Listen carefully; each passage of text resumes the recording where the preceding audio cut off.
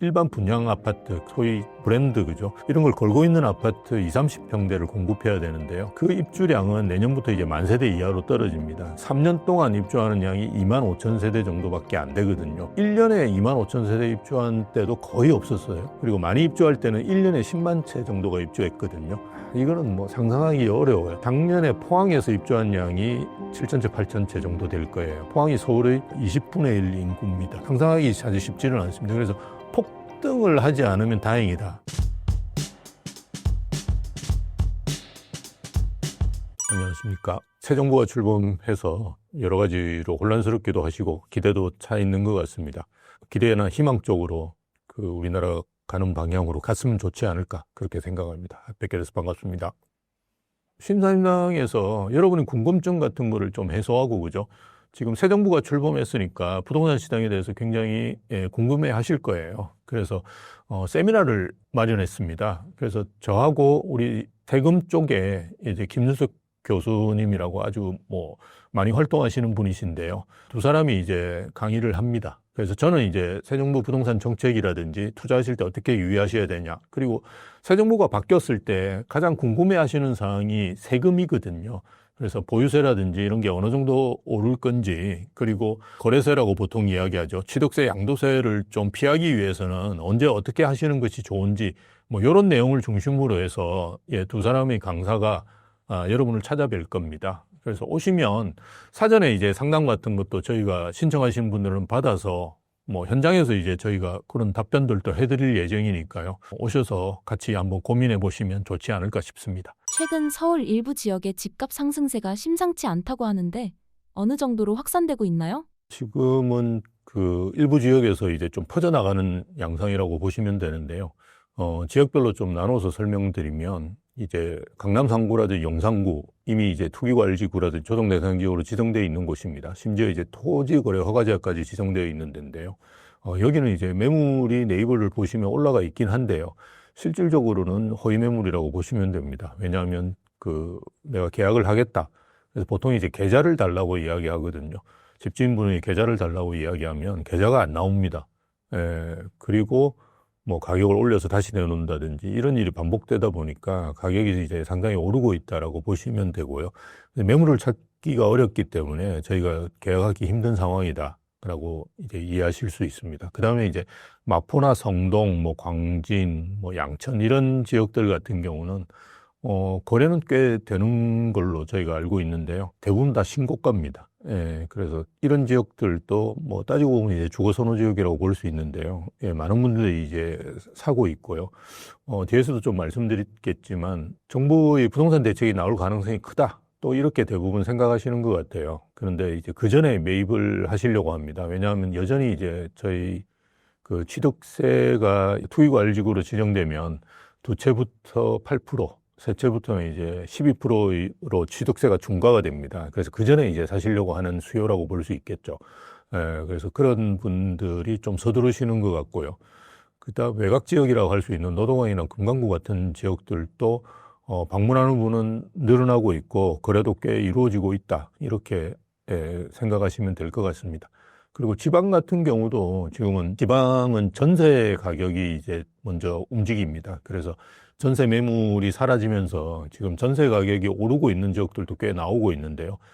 매매 가격은 지금 오르는 지역을 찾아보기가 쉽지가 않습니다, 지방은. 근데 전세 가격은 오르는 지역을 꽤 볼 수 있는데요. 대표적인 데가 이제 부산이라든지 울산 같은 경우가 이제 입주 물량이 줄어들면서 전세 가격이 오르고 있고요. 이런 전세 가격 오르는 상황이 이제 계속된다 그러면 다시 이제 매매 가격 상승을 이제 초올리는 양상을 보이는 것이 일반적인 과거의 이제 패턴이었습니다. 그래서 아마 그렇게 움직이지 않을까. 하지만 여전히 지금은 이제 주거선호 지역에 좀 좋은 단지를 중심으로 좀 움직이는 것 같아요.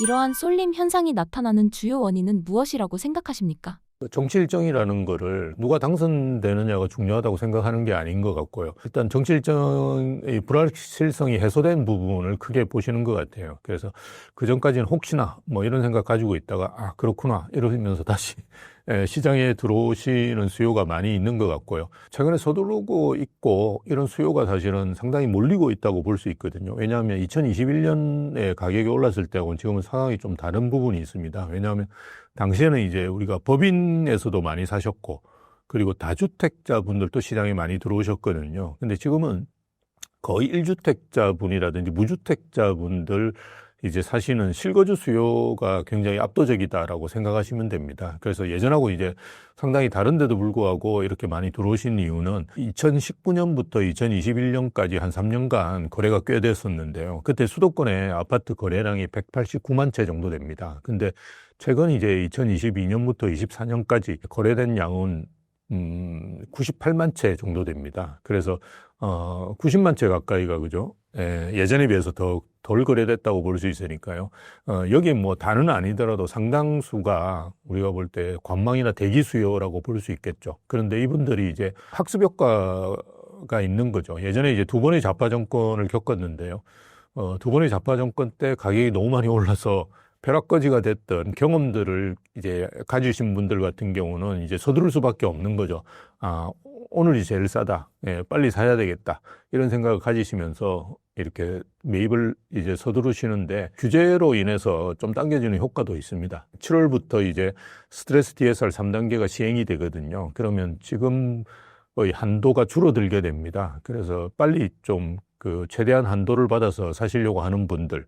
왜냐하면 지금은 집값이 상당히 높기 때문에 옛날하고 다르게 대출을 많이 일으키셔야 되거든요. 그래서, 그렇게 이제 대출을 일으킬 수 있는 시점에서 사시려고 하는 분들이 이제 하시는 거고, 또 말씀드렸듯이 이제 규제가 나오기 전에 사시려고 하고, 뭐 이런 규제로 인해서 좀 당겨지는 그런 요인들도 있는 것 같아요. 과거에도 이러한 쏠림 현상이 있었나요? 있다면 어떤 사례가 있었고 당시 시장 상황은 어떠했나요? 문재인 정부 출범할 때하고 비교해 보시는 게 맞다라고 보는데요. 그때가 2017년이었고 우리가 대책이 나왔을 때가 이제 8.2 대책이라는 게 집권하고 한 3개월 후에 나왔었어요. 근데 그때 상황을 보시면 뭐 가격 상승률이 그렇게 높지는 않았고요. 서울이 한 2%대 정도 이제 오르고 있는 상황이었으니까요. 그 정도 상황이었고,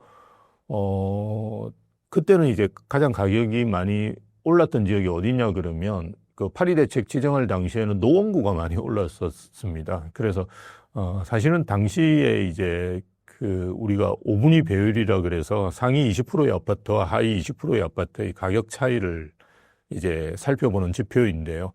그 5분위 배율이 4.7 정도 됐었어요. 그러니까 한 5배 정도 차이가 나는 정도였는데요. 지금이 이제 11.4거든요. 그만큼 벌어졌습니다.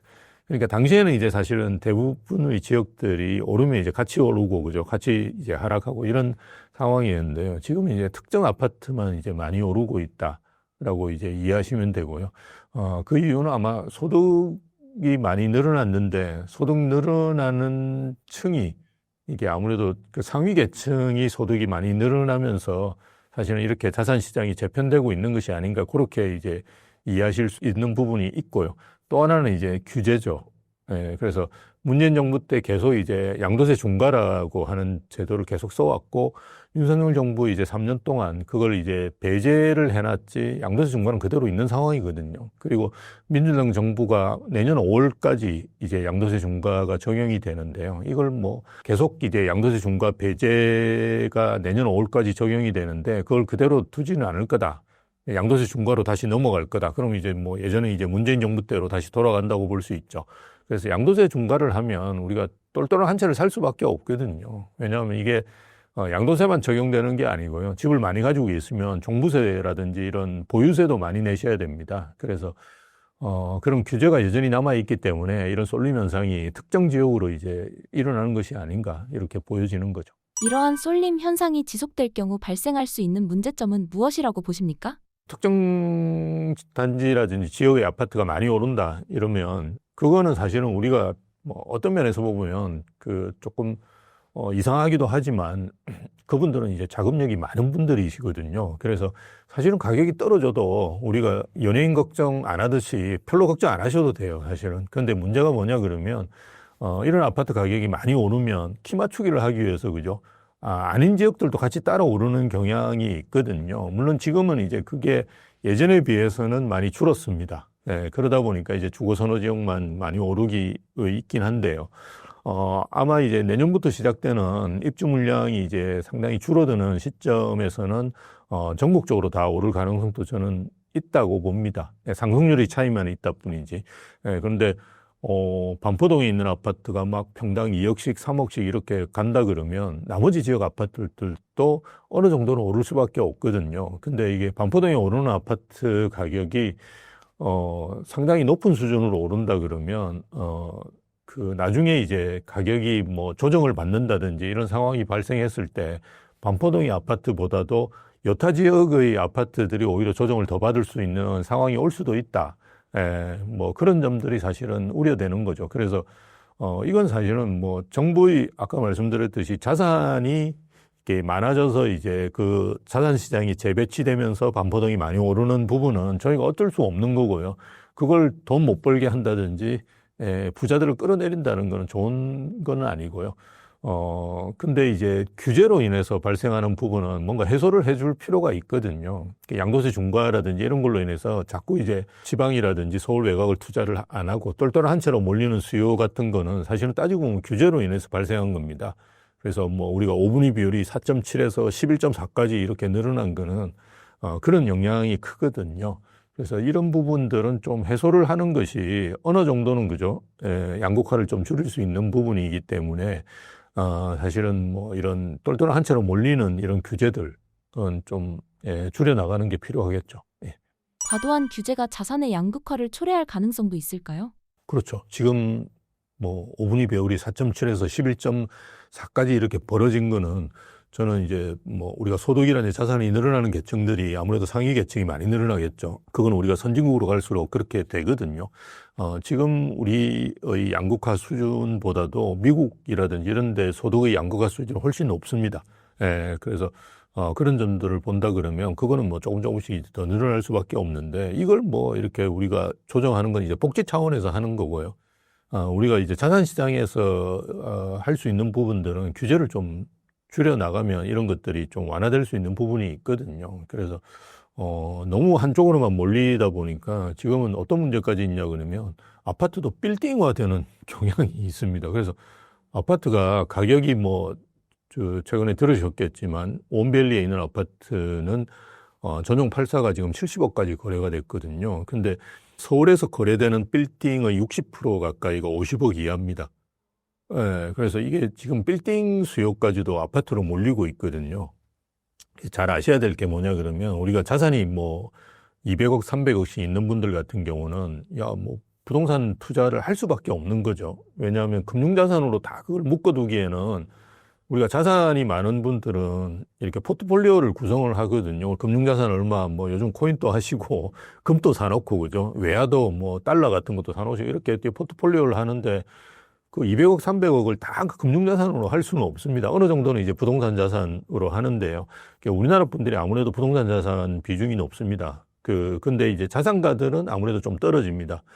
금융자산이 좀 더 많아지다 보니까 그래서 한 50%를 이제 배분을 하면 100억, 200억씩 배분을 해야 되는데 옛날 같으면 아파트가 뭐 비싸도 2, 30억 정도밖에 안 하지 않습니까? 그러니까 빌딩을 살 수밖에 없는 상황이거든요. 근데 아파트가 지금은 70억, 100억씩 하면 사실은 아파트 하나만 사도 되는 거거든요. 그래서 모든 자산 시장에서 아파트만 보이는 거죠. 그래서 부동산이 뭐 부동산 같은 경우도 빌딩도 괜찮아지고 그죠.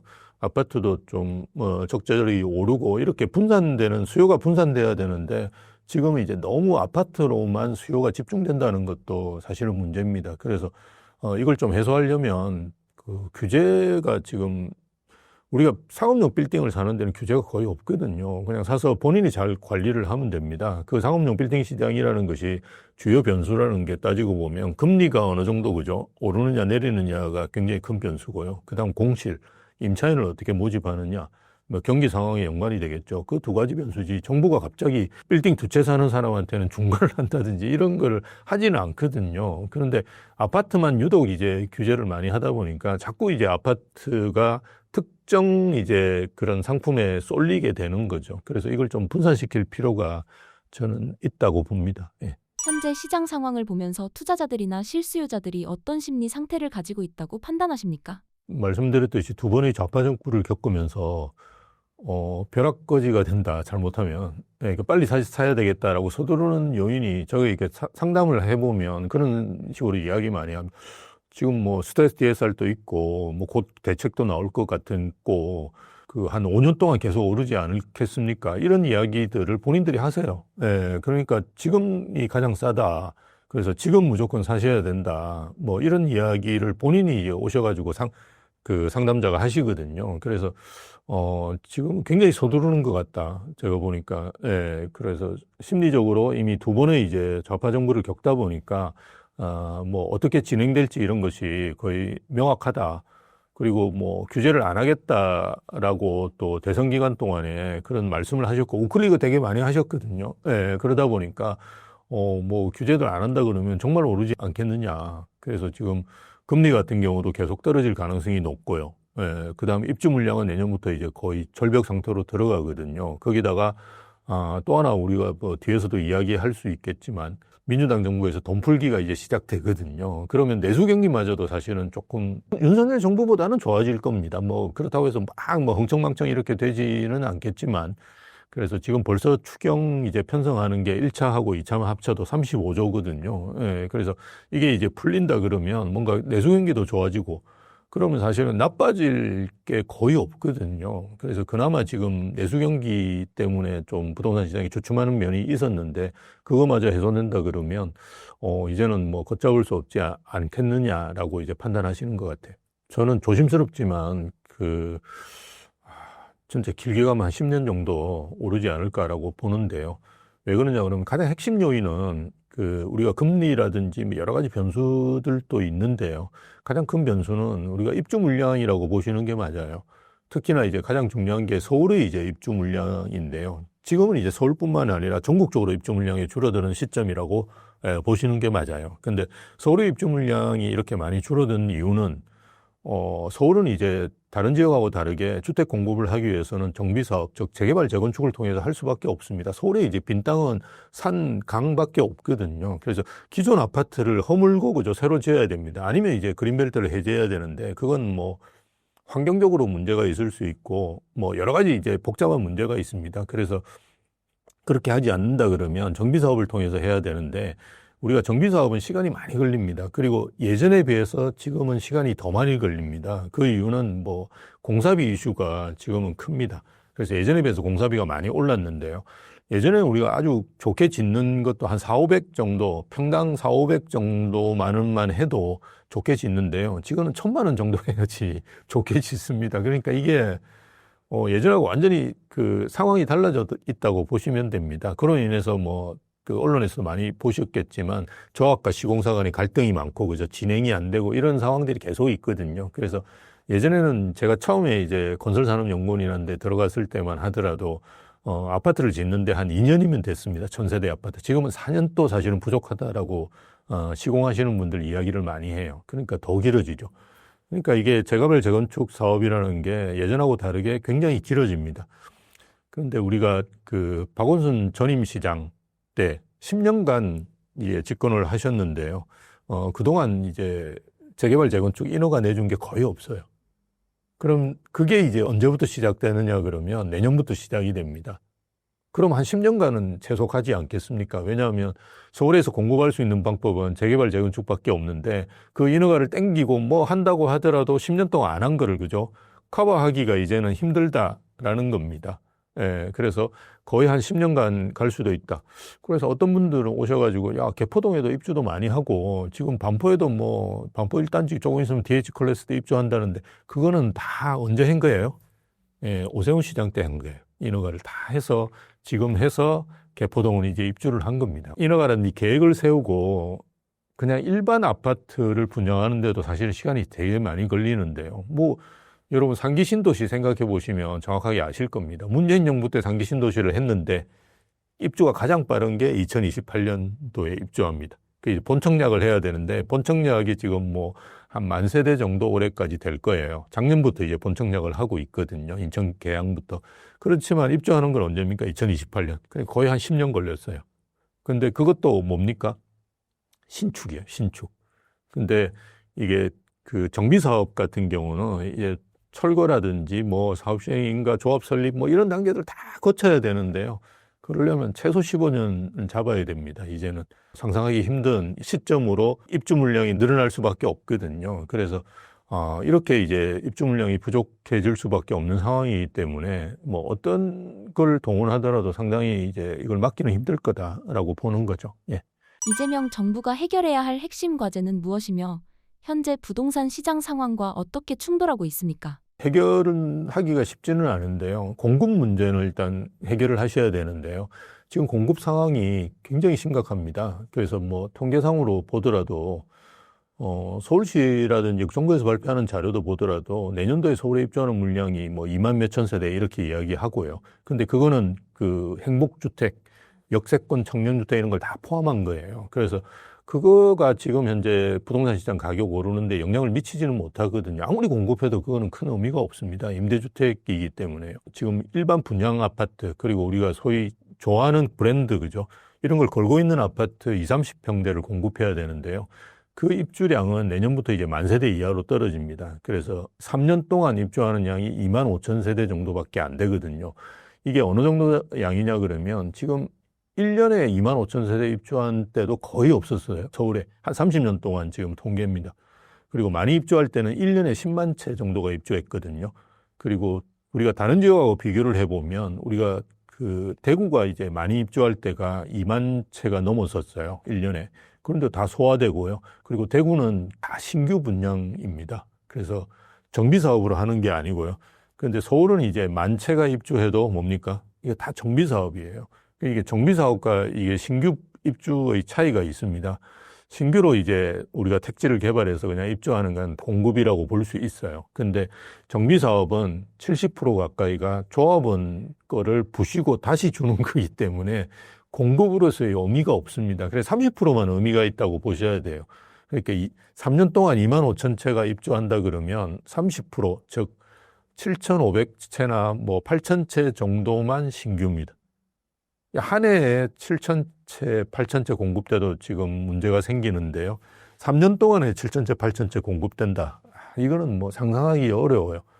제가 알고 있기로 작년에 포항에서 입주한 양이 7,000채, 8,000채 정도 될 거예요. 포항이 서울의 20분의 1 인구입니다. 네, 그래서 뭐 상상하기 사실 쉽지는 않습니다. 그래서 폭등을 하지 않으면 다행이다. 이 이야기를 저도 계속 해왔는데요. 이제 본격적으로 이제 그게 시작되고 있다라고 볼 수 있습니다. 자, 그러면 이제 이재명 정부에서는 어떻게 해야 되느냐? 일단 할 수 있는 거를 해야 돼요. 4기 신도시 이거는 아까 우리가 3기 신도시 이야기했지만 3기 신도시가 입주하는 게 그죠? 빨리 입주하는 게 10년. 자, 그럼 이재명 정부에서 그죠? 지금 시작한다고 해도 언제 입주하겠습니까? 한 10년 후에. 즉 35년도에 입주하는 거는 지금 부동산 시장에 영향을 전혀 미치지 못합니다. 그래서 뭘 하셔야 되느냐 그러면 3기 신도시를 하고 있잖아요. 근데 3기 신도시가 우리가 생각했던 것보다는 늦습니다. 그게 다 생각했던 것보다 늦을 거라고 이야기를 했었어요. 그래서 10년간 지금 10년 돼야지 겨우 이제 입주하는데 이게 이제 잘 안 되는 부분이 뭐냐 그러면 대부분 보상입니다. 예, 그러니까 빨리 보상을 해야 되는데 더 달라 그러고 그러니까 지작물 조사 같은 걸 해야 되거든요. 보상을 해야 되면. 왜냐하면 이게 그냥 땅만 보상하는 게 아니고 우리가 수목 같은 나무도 이제 보상의 대상이 됩니다. 그래서 들어가서 보상해야 그걸 살펴야 되는데 감정 이제 평가를 해야 되죠. 근데 그걸 못 들어오게 한다든지 이렇게 합니다. 그래서 주인들이 그래서 그걸 계속 이제 늦추다 보면 뭐 더 받을 수 있지 않을까 이렇게 생각하거든요. 그럼 더 주면 되거든요. 우리가 민간에서 그 개발 사업을 할 때는 이런 거를 그냥 더 주고 나중에 이제 문제가 있는 부분을 소송을 한다든지 이렇게 하거든요. 그래서 빨리빨리 그런 걸 진행을 시켜야 됩니다. 상기 신도시를 빨리빨리 진행시켜가지고, 그죠? 예, 입주를 그나마 2030년이 넘어가지 않도록 그저 쏟아내는 거. 상기 신도시 같은 경우는 지금 한 20만 채 정도 공급이 가능한 걸로 알고 있습니다. 근데 이것도 선호하지 않는 지역은 그럴 필요 없는데요. 선호하는 지역 같은 경우는 저는 용적률을 높여가지고 더 공급해야 된다고 생각해요. 그래서 한 5만 채 정도를 더 뽑아낼 수 있다라고 보거든요. 그래서 25만 채 정도를 그냥 쏟아내야 되는 상황입니다. 그래서 그거를 빨리 지금 진행시키는 게 좋고요. 그 다음에 그 정비 사업이죠. 그러니까 재개발 재건축 중에 멈춰 있는 단지들이 지금 많이 있습니다. 그래서 이런 것들은 빠르게 진행시키면 한 5년 내에도 입주시킬 수 있거든요. 그래서 물론 이거는 이제 정부에서 하는 것보다는 시도지사가 하는 게 크죠. 예, 지자체에서 하는 거긴 한데요. 지금 멈춰 있는 이유가 대부분 공사비 문제입니다. 그래서 이런 공사비 문제 같은 경우는 정부에서 적극적으로 개입해서 조합과 시공사 양측을 이제 조정을 해서 그죠, 빨리빨리 진행시킬 수 있는 부분들은 진행시키는 거. 요 두 가지 아니고는 지금 빨리빨리 공급을 할 수 있는 방법은 거의 없습니다. 그래서 그런데 들어보시면 아시겠지만 이 두 가지 사항들이 대부분은 뭡니까? 예, 좀 미세하게 조정하는 거지, 뭐, 이렇게 200만 호를 공급하겠다, 이런 쓸데없는 이야기가 아니거든요. 그래서 현장에 좀 미세하게 들어가서 아주 세밀한 부분을 살펴서 공급이 될 수 있도록 만들어주는 이런 것들이 필요합니다. 그래서 그냥 거창하게 200만 호 건설, 뭐, 이렇게 하는 거는 아무 의미가 없고요. 그냥 지금 현재 안 되고 있는 것들을 중에 빨리 나올 수 있는 공급 부분을 빨리빨리 잡아서 이제 진행시키는, 아까 말씀드렸듯이 일기 신도시, 선도지구 같은 경우도 안 되는 이유가 있거든요. 대체주택지가 지금 문제가 있지 않습니까? 그런 것들은 좀 정부에서 적극적으로 들어가서, 그죠? 만들어낸다든지 뭐 할 수 있는 부분들을 해서 뭔가 진행시키고, 이렇게 좀 세밀한 부분들을 챙기는 지금은 대책이 필요하지 않을까, 그렇게 보는 거죠. 최근 서울 부동산 쏠림 현상에 대해 정부는 어떤 입장을 취하고 있을 것이라고 예상하십니까? 그 유세기간 중에 이제 특정 뭐 유튜브 채널에도 나오셨는 걸로 알고 있는데요. 그때도 뭐, 그걸 어떻게 막냐. 세금만 잘 내라. 이야기 하시는 걸로는 알고 있어요. 예, 그렇지만 아마 그 스탠스를 계속 유지하기는 저는 쉽지 않을 거다.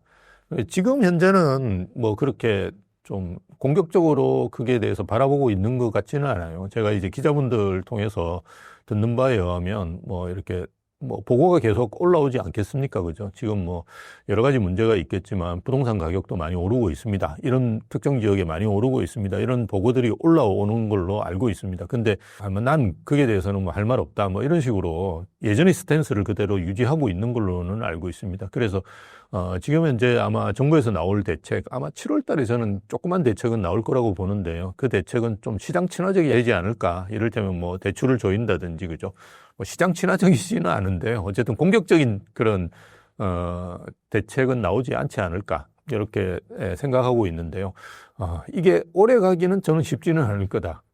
네, 왜냐하면, 계속 그 지지층에서 뽑아줬더니만 강남만 오르던데, 예, 이 이야기가 계속 나올 건데 이걸 계속 그냥 무시하고 그냥 가기는 힘들 거다. 예, 그렇다 그러면 뭔가 새로운 대책들도 나올 수도 있을 거고, 예전에 이제 그 이야기해왔던 국토보유세라든지, 그죠? 이런 새로운 세금을 신설한다든지, 저희가 지금은 기존 세금 같은 경우도 되게 높습니다. 세율이. 우리나라가 뭐 재산세도 높고요.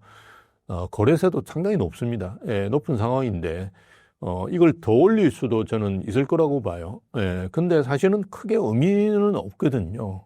왜냐하면 지금 현재 우리가 양도세 같은 경우도 가장 이제 높은 게 82.5%입니다.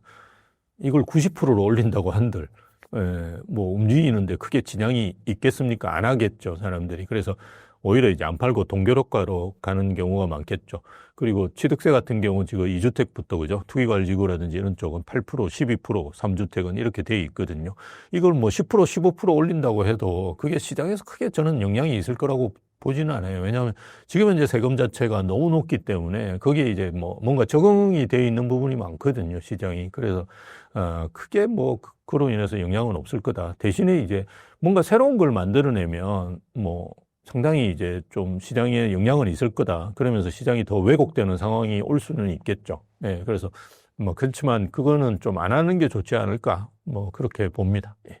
정부가 서울 부동산 시장의 쏠림 현상을 억제하기 위해 어떤 규제 카드를 검토할 가능성이 있다고 보십니까? 일단 먼저 이제 한은 총재가 그런 이야기를 하는 나라는 우리나라밖에 없습니다. 예, 그래서 그거는 정말 저는 이제 조금 무식하다고밖에 이야기할 수 없어요. 그러니까 한은 총재는 뭐, 주택 가격이 오른다, 이런 게 아니고요. 그러니까 본인이 이제 현재 그 나와 있는 상황에 맞춰가지고, 크게 맞춰가지고 금리라든지, 이런 거를 이제 조정하는 역할을 하고, 한은은 이제 물가 안정에 집중하는 기관이지 집값을 걱정하는 기관은 아닙니다. 그래서 이창용 우리 총재께서 예전부터 조금 이렇게 월권 행위를 저는 하시는 것 같아요. 그래서 그런 말씀은 되게 조심하시는 게 좋다. 라고 보고요. 근데 어쨌든 뭐 대책이 나와야 된다라고 이야기하시는 분들은 꽤 있는 걸로 알고 있습니다. 꽤 있는 걸로 알고 있는데, 지금 현재 수준의 대책으로 더 이제 들어간다는 거는 저는 이제 되게 위험하다라고 봅니다. 그러니까 시장 상황들을 더 악화시키는 게 아닐까. 왜냐하면 우리가 규제라는 거는 양면의 효과가 있어요. 이게 수요도 줄일 수 있는데요. 뭐도 줄일 수 있겠습니까? 공급도 줄일 수 있어요. 왜 지금 공급이 안 됐냐를 자꾸 우리가 판단을 해야 되는데요. 규제로 인해서 공급이 안 된 부분이 상당히 있거든요. 근데 이 규제의 양면성을 보지 못하고 자꾸 우리가 수요 측면만 보고 이야기를 하시거든요. 그래서 수요도 누를 수 있지만 공급도 누를 수 있습니다. 근데 수요도 누르고 공급도 누르는 거는 일정 부분 그죠? 기간을 간다 그러면 뭔가 안정된 듯이 보이거든요. 근데 이 수요라는 거는 그리 가만히 있지를 못합니다. 공급은 이제 뭐 안 되면 그냥 안 될 수 있는데요. 수요는 가만히 있지를 못합니다. 왜냐하면 수요도 누적되기 때문입니다. 그래서 앞에서 말씀드렸듯이 우리가 189만 채 공급되다가 그 거래되다가 98만 채밖에 거래가 안 되면 나머지 90만 채가 가만히 있는 게 아니고요. 언젠간 튀어올라요. 예. 왜냐하면 이게 양쪽을 다 눌러놓으면 거래는 좀 안 되더라도 그죠? 가격은 어떻게 됩니까? 계속 오르거든요. 우리가 문재인 정부 때 계속 봐왔던 겁니다. 그런데 어느 순간 이 가격이 폭등할 수가 있습니다. 그렇게 발현된 때가 언제냐? 2021년이죠. 그때 한 해에만 우리가 아파트 가격이 20% 올랐어요. 아파트 가격이 한 해에만 20% 올랐다는 건 뭐냐 그러면 정말 좋은 아파트는 거의 2배 됐다라는 말입니다.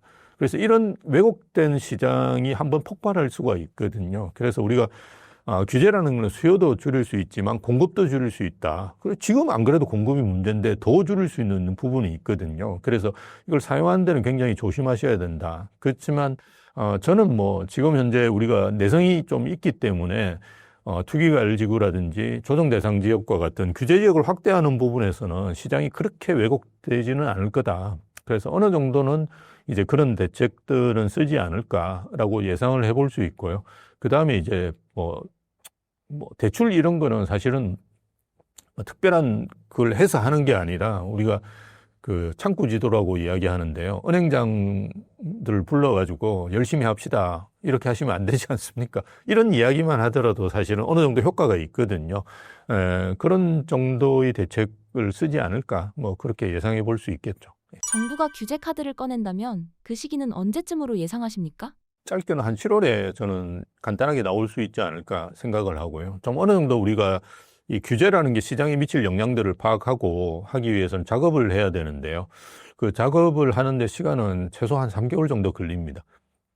그래서 예전에 문재인 정부도 5월 달에 집권하고 난 다음에 8.2 대책이 나왔죠. 그리고 그 대부분은 청와대에서 작업을 했었어요.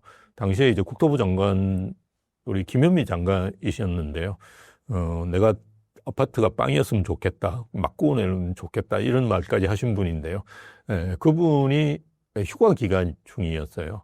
그러다가 이제 대책 발표되고 복귀하셔가지고 대책 발표할 때 옆에 앉아가지고 이제 이야기하시다가 또다시 휴가를 가셨거든요. 그 말은 뭐냐면 청와대에서 작업했다는 말이죠. 그래서 이번에도 아마 비슷하게 지금 아마 작업을 하고 있을 거예요.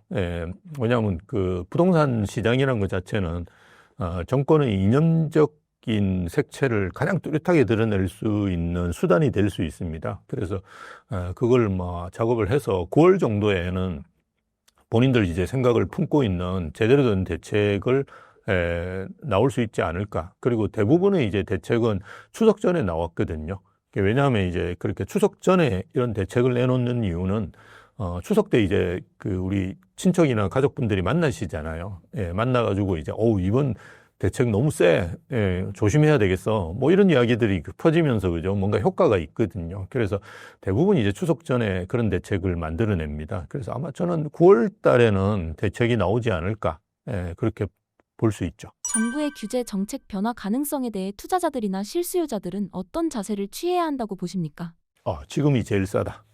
이렇게 생각하시는 게 좋습니다. 지금 집값을 떨어뜨릴 어떤 요인도 보이지 않거든요. 그래서 물론 이제 우리가 지금 또 이렇게 집값이 높은데 앞으로도 더 올라 이렇게 이야기하시는 분이 많은데요. 저도 그런 걱정을 하는데요. 사실은 이 가격은 우리가 결정하는 게 아니고요. 시장에서 결정하는 겁니다.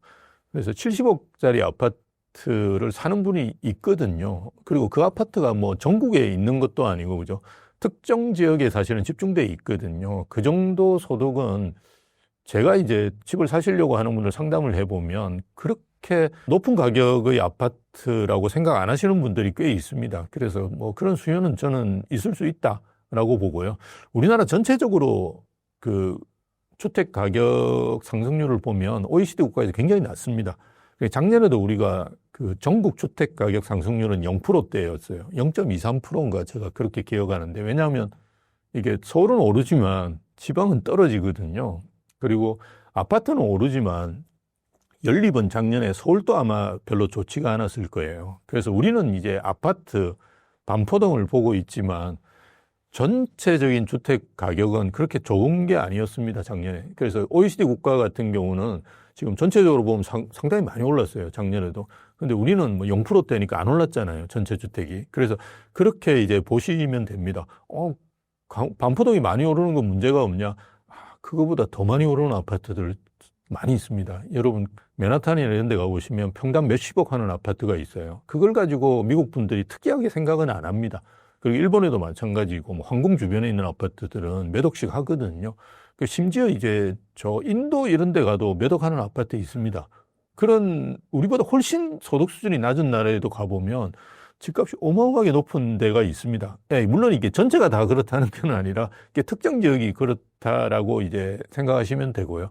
그래서 저는 지금 입주 물량이 부족하고 여러 가지 변수들이 다 이제 집값 상승을 가리키고 있거든요. 그래서 우리가 얼마나 오를지는 사실은 예측하기는 힘듭니다만, 지금보다 5년 후는 많이 올라 있을 거라고 저는 봅니다. 그래서 물론 중간에 이제 조정도 받고 오르고 조정도 받고 오르고 할 거예요. 그래서 빨리 이제 그런 걸 하시는 게 저는 내 집 마련을 하시는 게 좋고요. 저희가 무슨 집을 두 채, 세 채 사는 걸 이야기하는 게 아니고, 그죠? 내 집 마련을 하시는 걸 이야기하는 거거든요. 이제 그런 차원에서 본다 그러면 뭐 한 채 정도 사시는 거는 지금 크게 문제 없이 매입하셔도 된다라고 보고요. 조금 이제 무주택자분이나 아니면 갈아타기 하시는 분은 조금 이제 시기들을 조정하시는 것도 저는 좋다라고 보는데, 갈아타기 하시는 분은 지금 주거선호지역을 어차피 옮기시거든요. 그런 분들 같은 경우는 지금 좀 서두르시는 게 좋다. 왜냐하면 제일 먼저 오르는 게 또 주거선호지역이 오르고 하기 때문에 이제 그런 쪽으로 옮기시는 분은 조금 서두르시는 게 좋다. 그렇지만 무주택자분들이 뭐 서울 외곽이나, 그죠? 이런 걸 먼저 사시는, 뭐 수도권이나 이런 걸 사시는 분들 같은 경우는 조금 여유가 있지 않을까. 그래서 대책이 나오면 또 주춤하거든요. 예, 근데 주춤하는 데가 어디가 더 많이 주춤하느냐? 그러면 서울 외곽이나 수도권 쪽이 더 많이 주춤합니다. 저희 사례 패턴이라든지 이런 걸 보면. 그래서 조금 주춤할 때 사시는 것도 괜찮거든요. 집은 오를 때 사면 참 피곤하긴 합니다. 예, 그래서 조금 주춤할 때는 가격 협상도 되고, 그죠? 좋은 상품을 고르실 수 있거든요.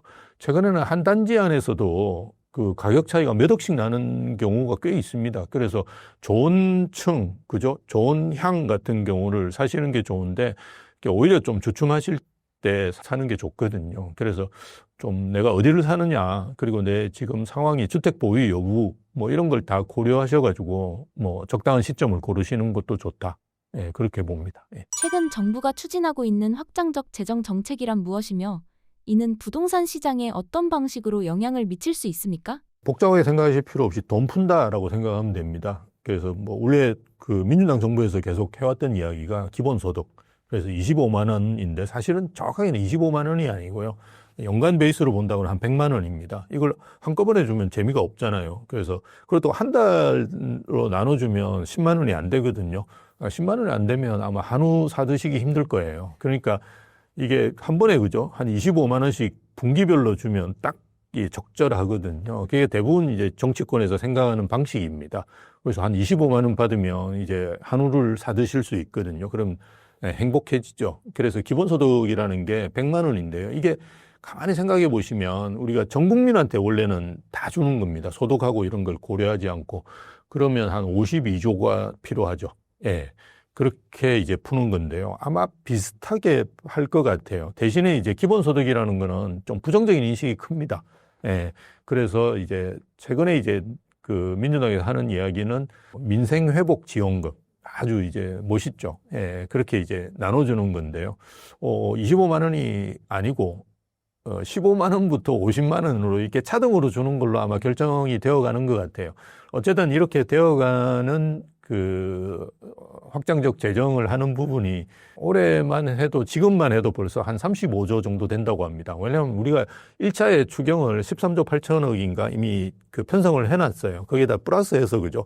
20조 플러스 알파가 들어가기 때문에 대략 한 35조 정도 되는 걸로 알고 있습니다. 그 안에는 또 이제 우리가 뭐 계엄 때문에 뭐 그 자영업자들 소상공인 피해 본 걸로 인해서 뭐 100에서 200만 원 사이에 또 주는 것도 있고요. 청년분들이 취업지원금을 또 올려가지고 주는 것도 있고, 뭐 여러 가지가 많이 있습니다. 그래서 어쨌든 이게 돈이 이제 많이 풀린다는 건 어떤 의미가 있는지를 생각하셔야 되는데요. 그럼 지금까지 돈이 안 풀렸냐? 지금까지도 계속 풀렸어요. 그래서 지금 4천 몇백 조 정도 될 거예요. 우리가 광의 통화량 M2라고 그러는데요. 그게 노무현 정부 때 예전에 2005년도, 2006년도 요때 한 1,000조였는데요. 지금 뭐 4,200조, 4,300조 아마 그 정도 수준일 거예요. 그렇게 이제 일단은 그죠? 놨죠. 그런데 지금은 뭐냐? 그 속도가 이제 더 가속화되면서 많이 풀리는 거라고 보시면 돼요. 이렇게 돈이 풀리면 자연스럽게 자산 시장이 들썩거립니다. 근데 이제 민주당 정부의 기대는 뭐냐? 코스피가 5천 가는 거로 많이 갔으면 좋겠다 하는 기대. 그쪽으로 이제 많이 가면 부동산 쪽으로는 안 오니까 부동산 가격은 오히려 안정화되지 않을까, 이 기대를 가지고 있는데요. 사실은 그 과거에 우리가 투자 패턴을 본다 그러면 맞는 이야기예요. 왜냐하면 과거에는 이제 주식하는 분은 주식만 했고 부동산 하는 분은 부동산만 했거든요. 근데 최근에는 제가 상담을 해보면 주식도 많이 하세요. 부동산을 하시는 분들이. 저도 이제 주식을 합니다. 그래서 그 3,000포인트에서 이제 5,000포인트로 된다 그러면 저도 행복해요. 근데 부동산 또 하거든요. 그래서 최근에 이제 자산 시장이 움직이는 걸 보면 대부분 같이 움직입니다. 예전에는 이제 그나마 부동산이 후행 지표였거든요. 주식이 오르고 그다음에 부동산이 올랐는데요. 지금은 이제 주식이 오르면서 같이 이제 오르는 경향을 보여주고 있습니다. 그리고 지금 또 보시면 같이 오르고 있거든요. 그래서 이게 뭐 따로 가지는 않기 때문에 조금 민주당 생각하는 거하고 다르게 움직일 수 있다. 즉 부동산 쪽으로도 돈이 상당히 들어올 수 있다. 뭐 그런 것도 염두에 두셔야 된다라고 봅니다. 예. 금리 인하 전망과 이것이 시장에 미치는 영향은 어떻게 보십니까? 일단 금리가 또 떨어지면 시장에 돈이 많이 돌죠. 근데 아까 확장형 재정정책과 마찬가지로 우리가 생각할 때 생산적인 곳으로 가면 좋은데요. 즉 설비 투자라든지 기업에서 이렇게 하면 좋은데 지금은 상황이 이제 그런 상황이 아니고요. 왜냐하면 기업 입장에서도 되게 조심을 많이 합니다. 지금은 뭔가 투자를 해서 기업을 키워보겠다 이런 생각보다는 조금 내부 유보를 많이 하고 있거든요. 그래서 작년에 우리나라 대기업이 그렇게 상황이 나빴던 게 아니고요. 영업이익률이, 상장사 영업이익률이 최대였어요, 작년에. 그럼에도 불구하고 우리가 내수경기가 안 좋은 건 뭐겠습니까? 기업에 설비 투자를 안 한다는 거죠. 돈을 이제, 설비 투자라는 게 돈 푸는 거거든요, 기업 입장에서. 그러니까 내부 유보를 하면서, 뭐 1, 2년 정도, 뭐 트럼프 대통령이 나오셔가지고, 뭐 한마디만 국제경제가 왔다 갔다 하니까, 대기업은 이게 몸집이 크다 보니까 움직이는데 되게, 그죠? 위험하거든요. 어떤 면에서. 잘못 움직이면 큰일 납니다. 그래서 되게 조심을 하고 있는 상황이거든요. 그래서 설비 투자로 이게 가야 되는데, 사실은 지금 상황에서는 설비 투자로 가기는 쉽지가 않을 거다. 그래서 대부분 자산 시장으로 올 가능성이 크고요. 그리고 자산 가격을 이제 투자하는 입장에서 보면 대부분 뭐 주식도 되게 그렇게 하시는 분들이 많은데요. 좀 빌려가지고 투자하시는 분들이 많습니다. 그리고 부동산은 당연히 담보대출이라는 게 그죠? 빌려서 투자하는 거기 때문에 금리가 떨어진다 그러면 내가 한 달에 갚는 원리금이 많이 떨어지거든요. 그래서 아마 이건 뭐 자산시장으로 돈이 갈 수밖에 없는 여건들을 조성할 거고요. 금리가 그러면 앞으로도 뭐 계속 떨어지느냐 오르느냐 이걸 고려해 본다 그러면 자연스럽게 물가가 떨어지면서 그죠? 금리는 떨어질 가능성이 높고요. 그리고 경기가 지금 별로 안 좋은 상황이기 때문에 경기가 안 좋을 때는 정부에서 금리를 올리기는 만만치 않아요. 그래서 지금 현재 정부에서 금리를 계속 올해 한 2번 정도 더 하락시키겠다라는 기준금리를 이야기를 하는데요. 그 이유도 사실은 부동산 부분이 좀 불안하지만 기업들이 너무 안 좋으니까 그죠? 우리가 금리를 떨어뜨리는 거거든요. 그래서 기업들 상황이 별로 지금 좋은 상황이 아니고 시장 상황 자체가 좋지 않은 상황에서 금리를 올린다는 거는 사실은 쉬운 건 아니거든요. 그래서 앞으로도 계속 이제 하향 안정화되지 않을까. 그렇다 그러면 자산시장은 좋아질 가능성은 더 높다. 이렇게 보시는 게 맞는 것 같습니다. 전세가 상승도 가파른 상황인데 어떤 상황이며 어떻게 보고 계십니까? 전세가 상승은 지금 현재는 인식을 못할 정도로 조금 달라져 있다라고 보시는 게 맞는데요. 전세가가 지금 상승률이 아마 5월 기준으로 본다 그러면 0.19 정도 될 거예요. 근데 문제가 이제 매매가가 0.53가 그렇게 거의 2배보다 훌쩍 높습니다. 한 3배 정도 됩니다. 그래서 지금 전세가 상승률보다 매매가 상승률이 훨씬 높아요. 여기에는 감춰진 부분들이 꽤 있다라고 보시면 됩니다. 첫 번째로는 이제 전세 살던 분들이 이제 가격이 오르니까 매매로 막 전환하잖아요. 그래서 매매가 상승률이 높고 전세가 상승률이 좀 낮게 보이는 부분이 하나 있고요. 또 하나는 전세에서 이제 월세로 많이 바뀌고 있거든요. 최근에 이제 젊은 분들은 전세 5억씩 10억씩 이렇게 전세가를 깔고 앉아 있는 걸 선호 안 하십니다. 그러다 보니까 이렇게 월세로 많이 전환되시거든요. 그래서 10억 아파트가 지금은 월세가 한 200 정도 나오고요. 20억 아파트, 마포에 있는 이런 아파트들은 한 400 가까이 나옵니다. 월세가. 그래서 월세 수익률도 괜찮아요. 그래서 집주인들도 선호하고요. 예.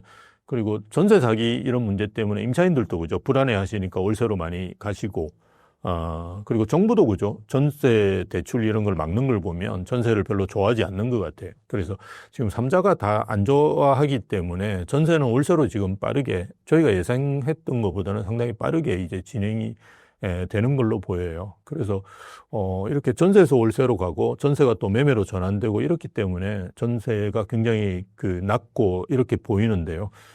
지금 전세는 매물 자체가 거의 없어요. 예, 그래서 전세는 나오면 사실은 매매보다도 빠르게 저희가 거래가 되거든요. 그래서 지금 시장 상황이 보이는 것보다는 조금 더 심각하다라고 보시는 게 맞는 것 같아요. 예. 향후 전세가 전망과 이것이 시장에 미치는 영향은 무엇입니까? 저는 전세를 이제 하시려고 한다. 사실은 좀 아파트 쪽은 굉장히 많이 오를 거예요. 예, 그래서 저는 월세로 조금씩 세입자분들도 전환하시는 것도 괜찮지 않을까라는 생각을 가지고 있고요. 또 하나는 공공지원 민간임대 아파트라고 꽤 많이 지어져 있습니다. 예, 그래서 그런 데들은 주변 시세보다 좀 낮은 이제 월세를 제공하고 있거든요. 물론 그게 이제 보증금하고 우리가 월세를 내는데 보증금을 높이면 또 월세 낮아집니다. 그래서 그렇게 잘 되어 있는 전혀 월세에 문제가 없고 그거는 이제 대한주택도시보증공사에서 다 이제 보증을 하기 때문에 전혀 떼일 염려도 없습니다. 안전하게 여러분 하실 수 있기 때문에 그런 이제 공공에서 지원해서 하고 있는 민간임대 아파트, 그거는 다 아이파크, 롯데캐슬 이렇게 걸고 있고, 짓기도 굉장히 잘 지었어요. 그런 데가 최근에 이제 공실들이 꽤 나오거든요. 그런 데를 들어가시는 것도 좋은 방법이고요. 우리가 임대주택에 사시는, 공공임대에 사시는 것 또는 이제 그냥 임대로 사시는 거는 그렇게 자산 축적에 별로 도움이 안 됩니다. 전세 가격이 오른다고 해서 내 전세 보증금이 오르는 게 아니거든요. 그래서 빨리 내 집 마련하시는 게 저는 좋다. 라고 보고요. 지금과 같이 가격이 오를 가능성이 높을 때는 사실은 전세가 또 이게 좀 안 좋아져가지고 좋아졌다고 판단하시는 분도 계시고요. 계약갱신성을 쓸 수 있기 때문에 4년을 거주하실 수 있잖아요.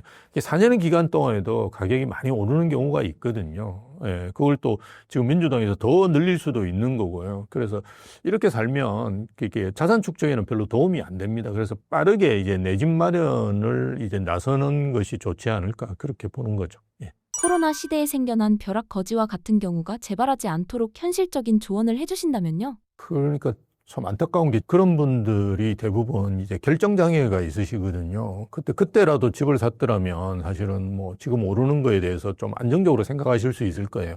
야, 내가 꼭지점을 잡았다라고 생각하시는 분들이 저한테 와서 상담을 꽤 했었어요. 그때 제가 이야기했던 게 조금만 기다리세요. 그냥 팔지 말고 기다리세요. 물론 팔고 다시 살 수도 있는데요.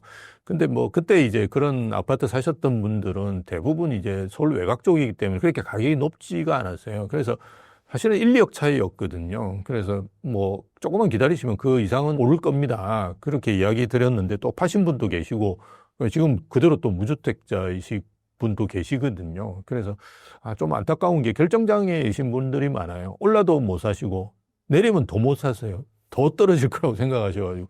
근데 우리가 이게 집을 두 채, 세 채 사는 게 아니기 때문에 내 집 마련은 그냥 아무 때나 그냥 너는 하는 게 맞다라고 봐요. 그래서 좋은 상품을 고르시면 되거든요. 그래서 지금 이제 고르실 수 있는 좋은 상품은 입주하는 아파트입니다. 입주하는 아파트는 우리가 그 3년이나 4년 전에 이미 분양했던 거거든요. 3년이나 4년 전에 분양할 때는 공사비 이슈가 크지는 않았거든요. 그래서 가격이 저렴합니다. 지금 뭐 광명이라든지 이문혜경 뉴타운에 입주하는 아파트들 보시면 20평대가 뭐 8억, 9억, 뭐 이문혜경 뉴타운도 지금 한 10억 뭐 이 정도 수준일 거예요. 그렇게 이제는 분양가가 나올 수가 없거든요. 그런데 또 새 아파트잖아요. 뭐 이런 아파트들은 고르시면 크게 문제가 없어요. 그래서 우리가 보통 안전마진이라고 그러는데요. 이렇게 안전마진이 있는 주변 시세보다 낮거나 그죠? 왜 눌려 있는지를 보시면 뭐 입주하다 보니까 광명은 뭐 2만 5천 세대 이렇게 입주하고 있고요. 2027년까지 갑니다. 그래서 시간을 갖춰가지고 여러분들이 매입하시면 되고요. 이문혜경 타운 경우는 올해만 해도 10,000세대가 입주하거든요. 그러면 가격이 눌려 있을 수밖에 없어요. 근데 최근의 흐름들을 보시면 작년하고 완전히 달라졌어요. 광명 같은 경우 트리오스 광명인가 그 아파트가 마이너스 프리미엄이 한 5천 이렇게 있었거든요. 지금 아마 2, 3천 플러스로 전환됐을 거예요. 그러니까 그때 사셨던 분은 벌써 1억 가까이 보셨어요. 그리고 이문혜경 타운도 마찬가지예요. 올해 초만 해도 많이 눌려 있었는데요. 지금 호가가 30평대가 15억 나오고 있어요. 그래서 올해 초에 12억 이렇게 거래됐거든요. 그래서 15억도 저는 거래될 거라고 봐요. 그럼 올해 사신 분은 벌써 얼마 벌었어요? 3억 벌으셨어요. 그래서 제가 벌었다고 이야기하는 거는 좀 문제가 있지만 어쨌든 그러니까 지금 시기상으로 보더라도 그렇게 눌려 있었던 아파트들도 지금 가격이 오르고 있거든요. 그러니까 우리가 소위 이야기해서 마포, 성동, 그다음에 강남 이런 아파트들은 당연히 올 초에 비해서 거의 5억씩 뭐 10억씩 올랐어요. 그래서 지금 시작으로 가고 있거든요. 시작입니다, 지금. 왜냐하면 5년 동안 이걸 누를 수 있는 게 아무것도 없어요. 문재인 정부 때 그렇게 규제를 20몇 번씩이나 했는데도 불구하고 가격이 막 이렇게 올랐잖아요. 근데 이제는 규제할 수 있는 수단도 거의 없거든요. 여기서 이제 더 들어가면 어떻게 됩니까? 거의 사회주의의 규제로 들어갑니다. 지금도 이미 우리가 집 못 사게 하는 규제들이 꽤 있거든요. 내가 집을 사는데 구청장의 허가를 받아야 된다. 그런 사회주의고 중국도 그렇게는 안 하거든요. 그런데 여기서 더 들어가면 진짜 이제 못 사게 하는 것밖에 없거든요. 허가가 못 사게 하는 것밖에 없기 때문에 그렇게까지 규제가 나올 건지는 잘 모르겠는데요. 무조건 지금은 빨리 이제 내 집 마련하시는 게 좋습니다. 예. 양극화 현상은 앞으로도 계속될 것으로 보십니까? 양극화 현상이 벌어지는 원인이 앞에서도 말씀드렸지만 소득의 양극화 때문에 일단 양극화 현상이 벌어지는 측면이 있고요. 또 하나는 이제 규제 때문이거든요. 그러니까 말씀드렸듯이 우리가 5분위 배율이라는 게 문재인 정부 때 4.7에서 지금 현재 그때에 비해서 거의 뭐 한 10년도 안 되는 시기임에도 불구하고 11.4까지 지금 올라갔거든요. 거의 3배 가까이 올라갔습니다. 그런데 그때에 비해서 소득이 3배는 늘지는 않았거든요. 그래서 소득 증가분 또 있는데요. 분명히 규제로 인해서 발생한 부분도 있습니다. 그러니까 똘똘한 채로 몰릴 수밖에 없게 양도세 중과를 한다든지 분양가 상한제를 걸어가지고 이제 계속 이제 강남에 있는 아파트를 분양받으면 로또가 된다든지 그죠? 이런 요인들로 인해서 특정 지역으로 이제 수요가 집중되는 현상들이 벌어지고 있거든요. 그래서 이걸 해소하기 위해서는 똘똘한 한 채로 가지 않게 규제를 해소하는 그 경우밖에 없거든요. 돈 버는 사람을 못 벌게 만들 수는 없고요. 예, 그거는 국가적으로 좋은 일은 아니거든요. 예, 그래서 이거 규제를 좀 해소를 해야 되는데 이게 뭐 저는 이재명 정부에서 그게 할 수 있을까 쉽지는 않을 거라고 봐요. 그리고 양도세 중과가 내년, 즉 2026년 5월 달까지 배제시켜 놨습니다. 윤석열 정부에서 한 건데요. 아마 내년 5월 되면 그 배제라는 게 법을 바꾸지 못하다 보니까 유예나 배제를 시켜놓은 거거든요. 근데 아마 양도세 중과로 다시 갈 거예요. 그렇다 그러면 가격은 또 똘똘한 한 채로 더 몰릴 수밖에 없겠죠. 그래서 그런 데다가 이제 뭐 그 보유세, 즉 종부세라든지 그죠? 재산세 같은 경우는 더 이상 이제 세율을 올리기는 좀 힘들 거예요. 우리나라 지금 보유세도 굉장히 높습니다. 근데 지금 낮아져 보이는 이유가, 공시가 현실화율이라든지 공정시장 가액 비율을 낮췄기 때문에 그렇거든요. 그걸 이제 원래대로만 돌려도 꽤 올라가거든요. 그래서 그 정도 수준에서 이제 뭐 하더라도, 똘똘한 한 채로 또 갈 수밖에 없는 요인이 꽤 될 겁니다. 똘똘한 한 채 트렌드는 앞으로 계속될 것으로 보십니까? 소득이 높은 분이 더 많이 버는 거는 앞으로도 계속될 거예요. 미국이 우리보다 양극화 이렇게 제가 소득 상위 1%가 버는 수준 차이들을 제가 살펴본 게 있는데요. 한 두세 배 높아요. 그러니까 뭐 아직도 여지가 조금 더 우리도 있겠죠. 그런 상황으로 가고 있고 규제가 없어질 가능성이 없다고 제가 판단되거든요. 그렇다 그러면 뭐 똘똘한 한 채라든지 양극화 이런 부분들은 계속하지 않을까 저는 그렇게 봅니다. 만약 무주택자라면 현재 서울에서 내 집 마련할 만한 좋은 입지는 어디입니까? 그러니까 입지라고 한다 그러면 뭐 똘똘한 한 채라든지 양극화로 저는 계속하지 않을까. 그게 뭐 조금은 완화되겠지만 사실은 쉽지는 않을 거다라고 봅니다. 그렇다 그러면 주거선호 지역, 서울에 한 10개구 정도 되는데요.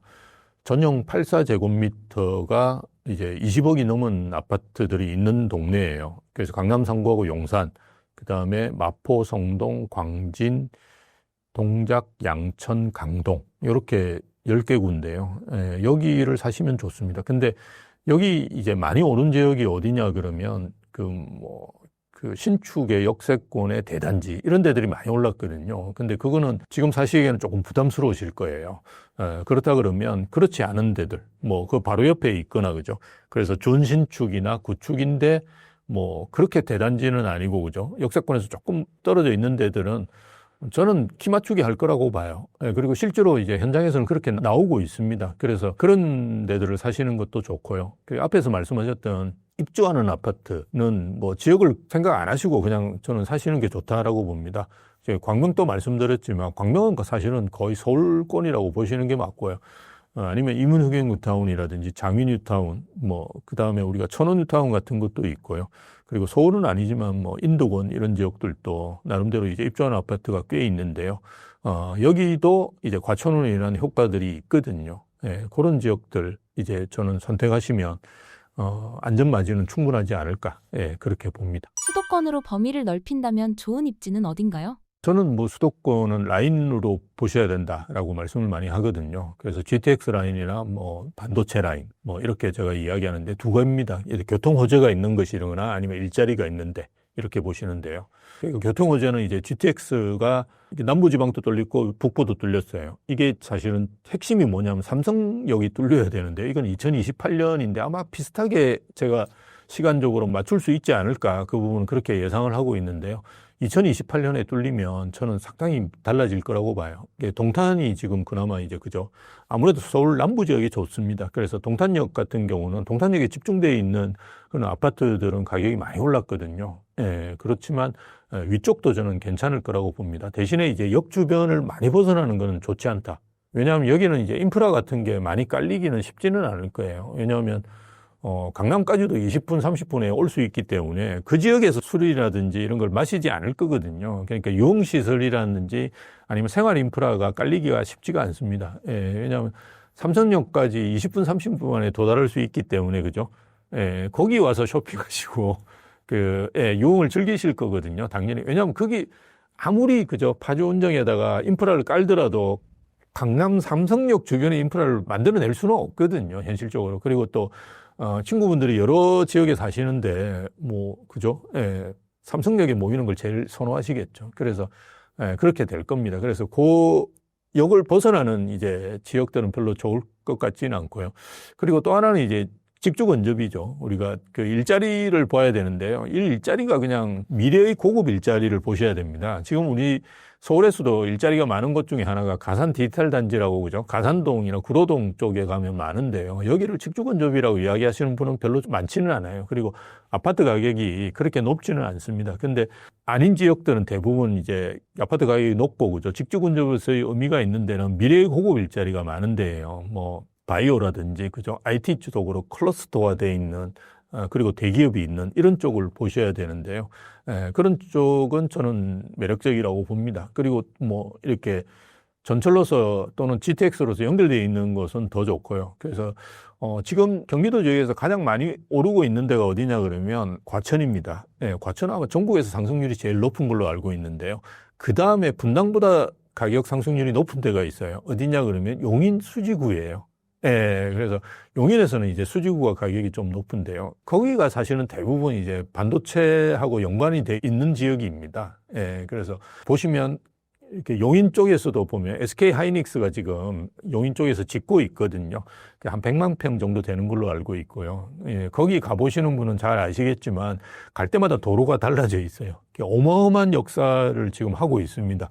그럼 뭐 거기 일자리가 얼마나 많겠습니까? 그리고 반도체 일자리는 대부분 고급 일자리고 뭐 이미 대기업이 그죠 크게 자리 잡고 있는 데거든요. 그래서 거기가 이제 용인입니다. 그래서 그런 쪽은 이제 괜찮을 거라고 보는 거죠. 그런 두 개 지역들이 좋지. 예, 나머지 지역들은 좀 조심하시는 게 좋지 않을까. 예, 이렇게 봅니다. 그나마 그런 지역들은 상승률이 서울하고 비슷할 가능성이 있다라고 이제 이야기할 수 있는데요. 아닌 지역들, 거기서 멀어지면 멀어질수록, 그죠? 오르면 같이 오르기도 할 거예요. 그런데 상승률에서 차이가 날 거예요. 이게 이제 되게 예민하게 받아들이셔야 되는데요. 앞에서도 말씀드렸지만 2017년 파리 대책이 나왔을 때는 노원구 상승률이 제일 높았었습니다. 예, 노원구 상승률이 제일 높았어요. 근데 그렇더라도 사실은 강남을 따라가기 힘들거든요. 왜냐하면 우리가 같은 상승률을 보인다고 하더라도 강남이 이제 30억짜리 아파트인데 10% 오르면 3억이 오르는 거고요. 10억짜리 아파트는 10% 올라도 1억이 오르는 거거든요. 예, 근데 10억도 안 하잖아요, 대부분. 예, 예, 그런 지역의 아파트는 정말 이제 강남을 따라가기 힘든 거죠. 같은 상승률로 올라도, 그죠? 우리가 강남을 따라가기 힘든데, 이제는 상승률에도 차이가 나거든요. 재작년부터인가 벌어진 현상이라고 보시면 돼요. 강남의 상승률이 지금은 거의 한 5, 6% 동남권이라고 그러는데요.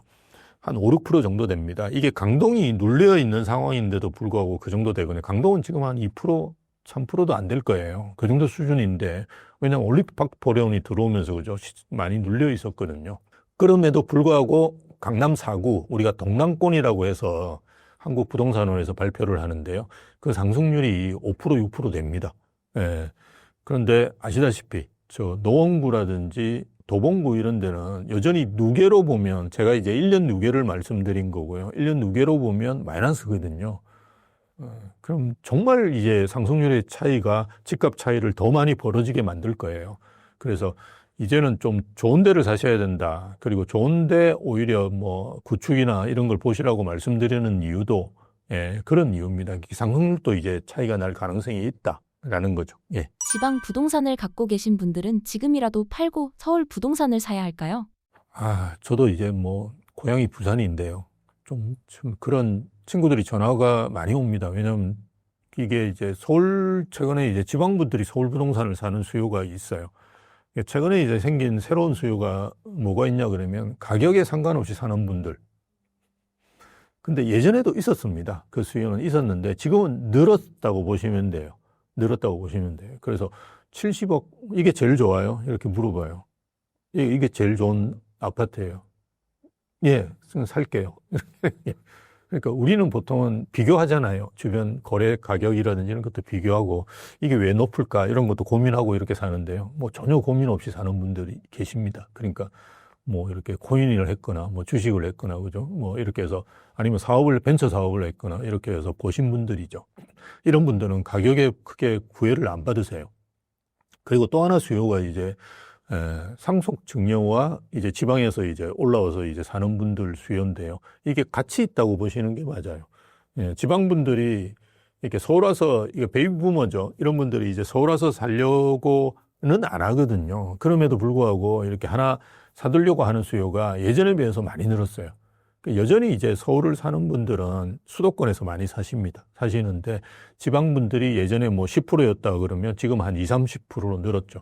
그 숫자도 상당히 많거든요. 이런 분들이 사시는데 대부분 이제 자제분들 거를 사주거나, 뭐 이런 자제분들을 생각해서 사주는 거죠. 그래서 애들 명의로 이제 사거나 아니면 본인 명의로 사는데 나중에 이제 증여나 상속을 고려해서 지방 아파트를 사놓으면 안 오르니까 증여나 상속을 해서 떼이더라도 이거 사놓는 게 좋겠다라고 생각을 하는 거예요. 예, 그런 차원의 이제 자산 관리를 하시는 수요거든요. 예, 이런 분들이 대부분 이제 서울을 많이 생각하시는데 최근에는 이제 그 강남은 안 되지 않습니까? 이제 가서 실거주를 하셔야 되니까 그러다 보니까 이제 마포 성동이라든지 이런 쪽으로 이제 빠지시고 있는 수요가 있어요. 예, 그래서 저는 뭐 그렇게 하는 게 바람직하다라고 이제 생각은 하는데 지방도 사실은 오를 수 있는 아파트는 저는 있다고 봅니다. 그래서 지방에 이제 주거선호 지역에 좋은 아파트 같은 경우는 뭐 괜찮을 거예요. 왜냐하면 부산 같은 경우도 300만이 훌쩍 넘고요.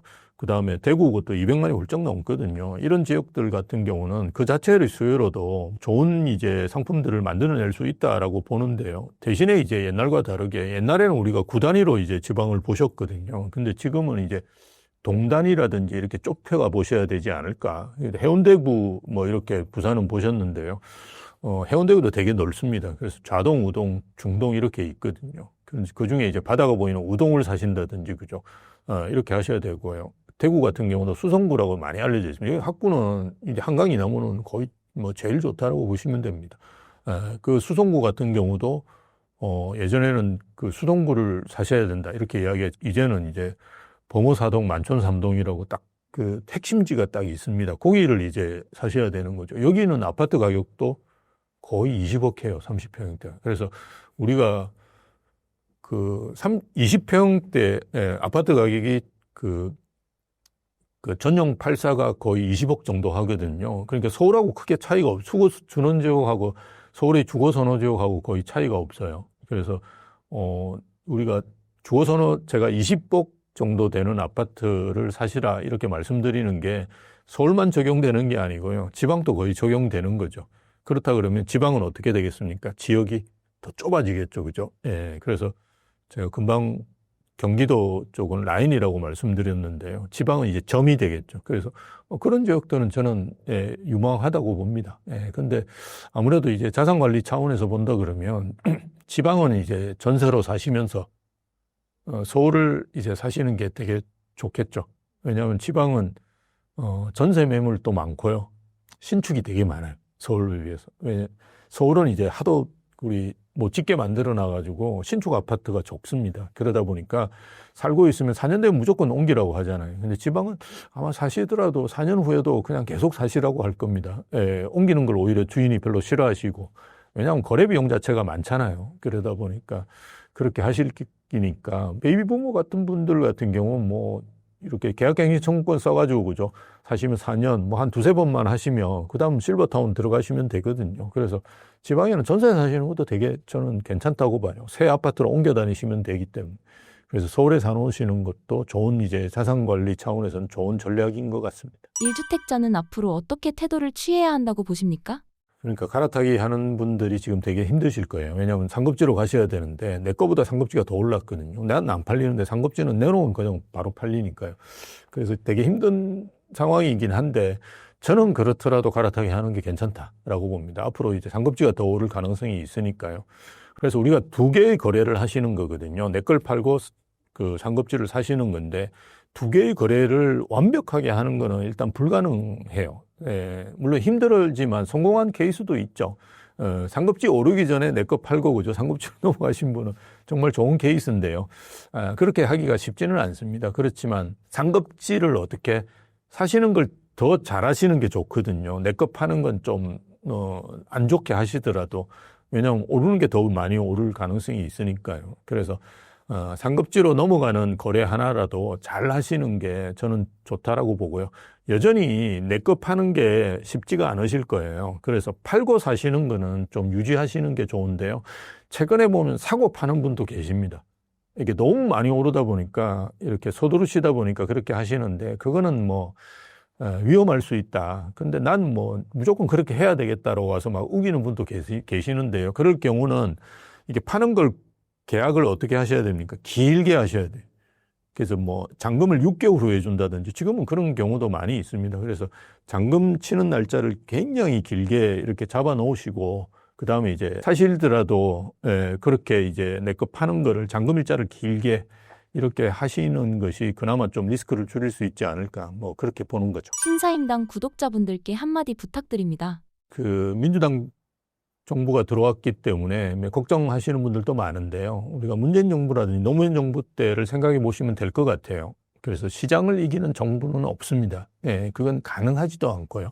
그래서 아마 우리 이재명 후보 시절에 그저 많이 다니시면서 비슷한 이야기를 하신 걸로 알고 있어요. 그래서 저는 뭐 조금 힘드시더라도 그렇게 이제 가시는 것이 맞다. 그래야지 시장이 이제 좀 정상화되는 방향으로 갈 수 있다라고 보거든요. 그래서 시장을 이기는 정부가 없기 때문에 여러분들이 생각하시는 시장을 이기는 정부가 없다는 말은 정부가 할 수 있는 게 집값에는 거의 없습니다. 그래서 여러분이 생각하시는 단계대로 지금 내 집 마련을 계획을 세워서 하시면 크게 문제가 없는 시점이다라고 봅니다. 그렇게 하시면 좋을 것 같습니다. 신사임당에서 여러분의 궁금증 같은 거를 좀 해소하고 그죠? 지금 새 정부가 출범했으니까 부동산 시장에 대해서 굉장히 궁금해 하실 거예요. 그래서 세미나를 마련했습니다. 그래서 저하고 우리 세금 쪽에 이제 김윤석 교수님이라고 아주 뭐 많이 활동하시는 분이신데요. 두 사람이 이제 강의를 합니다. 그래서 저는 이제 새 정부 부동산 정책이라든지 투자하실 때 어떻게 유의하셔야 되냐. 그리고 새 정부가 바뀌었을 때 가장 궁금해 하시는 사항이 세금이거든요. 그래서 보유세라든지 이런 게 어느 정도 오를 건지, 그리고 거래세라고 보통 이야기하죠. 취득세, 양도세를 좀 피하기 위해서는 언제 어떻게 하시는 것이 좋은지, 뭐 이런 내용을 중심으로 해서 두 사람의 강사가 여러분을 찾아뵐 겁니다. 그래서 오시면 사전에 이제 상담 같은 것도 저희가 신청하신 분들은 받아서 뭐 현장에서 이제 저희가 그런 답변들도 해드릴 예정이니까요. 오셔서 같이 한번 고민해 보시면 좋지 않을까 싶습니다.